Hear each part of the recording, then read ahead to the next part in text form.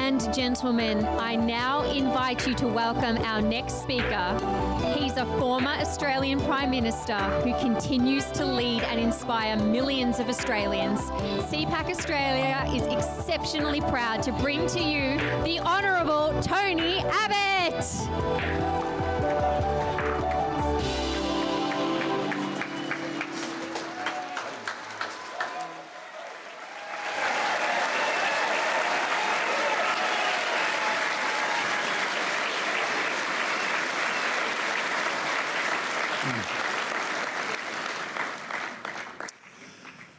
Well, what a welcome.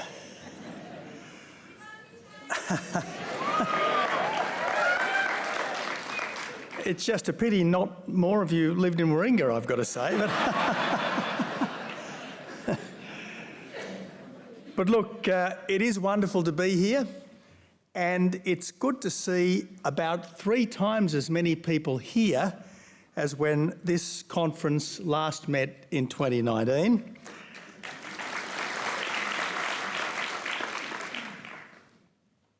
But the fact that we've been prevented by law from having gatherings of this sort for the best part of 3 years shows just how dispiriting these times have been.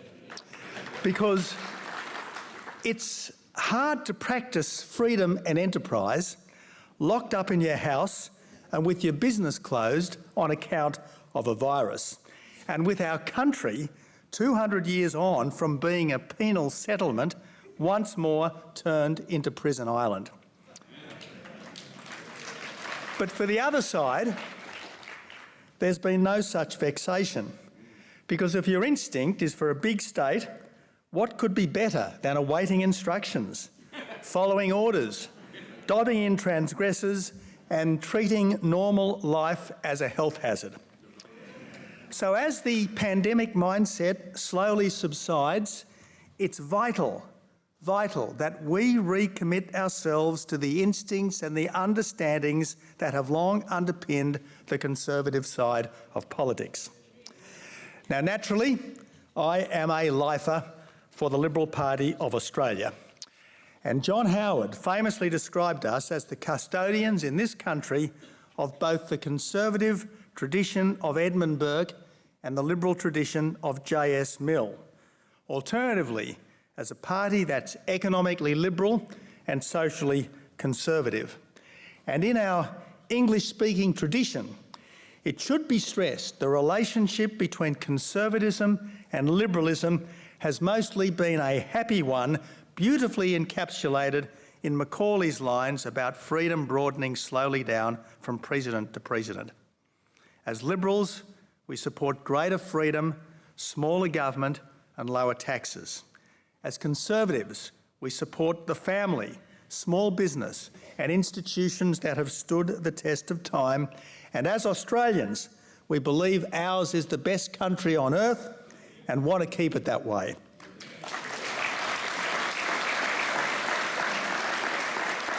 That makes us the Freedom Party, the Tradition Party and the Patriot Party. But it's not enough just to have the right instincts, we need the right actions too. In opposition, we have to oppose bad policy based on what we stand for. And in government, we have to propose good policy based on what we stand for. Above all else, we must always address the practical obstacles that people face in making their lives as good as they could be. And that was always my mission as party leader. First, to try to ensure that government did no harm, and then to try to ensure that government did what it reasonably might to nudge the country in better directions and to do the good that only government could. Now, as a conservative monarchist and climate sceptic, I was supposed to be unelectable. Yet in 2 elections took 25 seats off Labor. And incidentally, we always take seats off Labor when we make climate an economic issue that will cost jobs and raise prices rather than a moral issue requiring swift change to a survivalist lifestyle lest the planet self-immolate by 2030. It wasn't the opposition's task, I said on my first day in the job, to make weak compromises with a poor government, but to be a clear alternative. And to this day, some can still recall the mantra reflecting the changes to make the country different and better under a coalition government. I said we'd stop the boats, scrap the taxes, fix the budget and build the roads of the 21st century. And in just 2 years in government, what was supposed to be mission impossible was largely achieved. The boats did stop. The carbon and mining taxes did go. The biggest infrastructure build in our history did start, as anyone who's got here using WestConnex or NorthConnex or come down the Pacific Highway lately knows, and the budget repair did at least begin despite Senate sabotage. And as well, the 3 big trade deals that had languished for a decade finally happened, and Vladimir Putin was at least shirt-fronted, although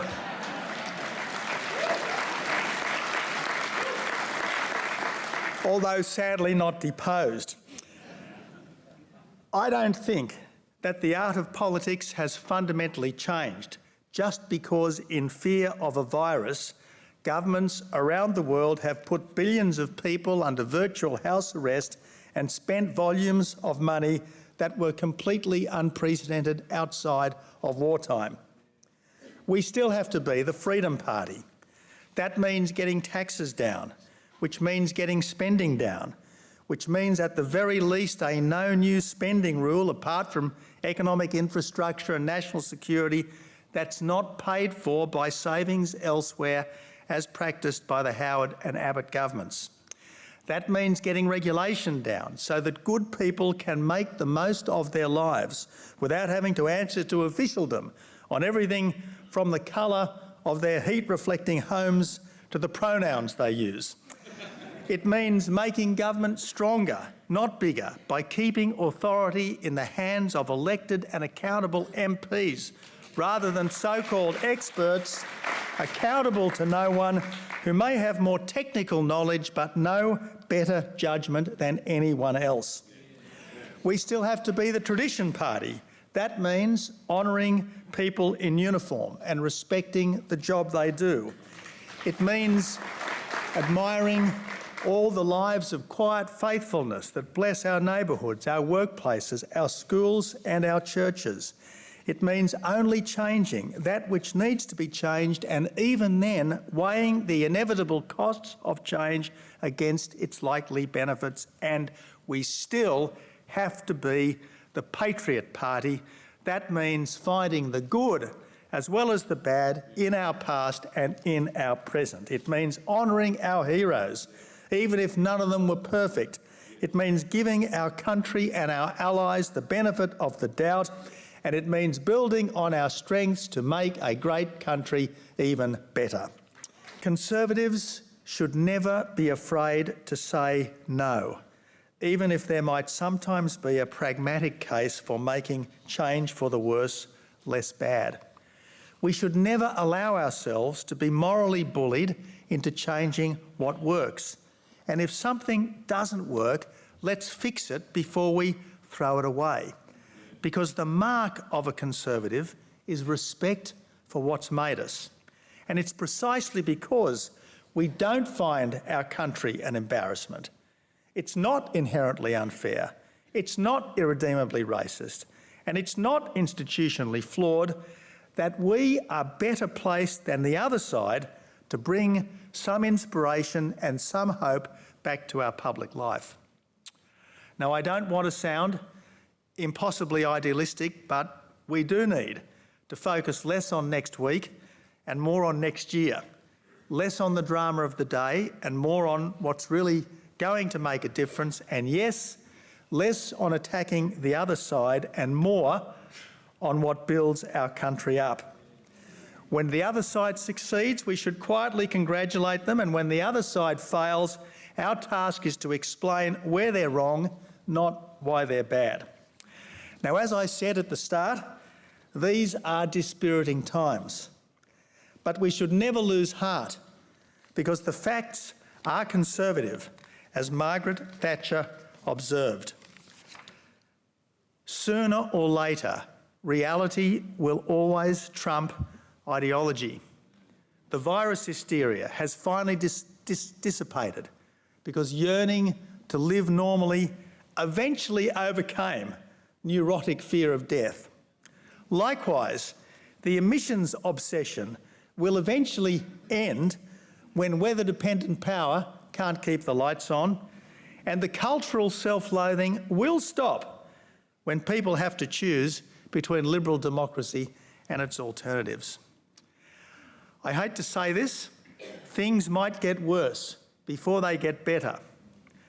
But rest assured, we will be vindicated, provided we keep the faith. And that's our task, to fight the good fight, to stay the course, and to keep the faith.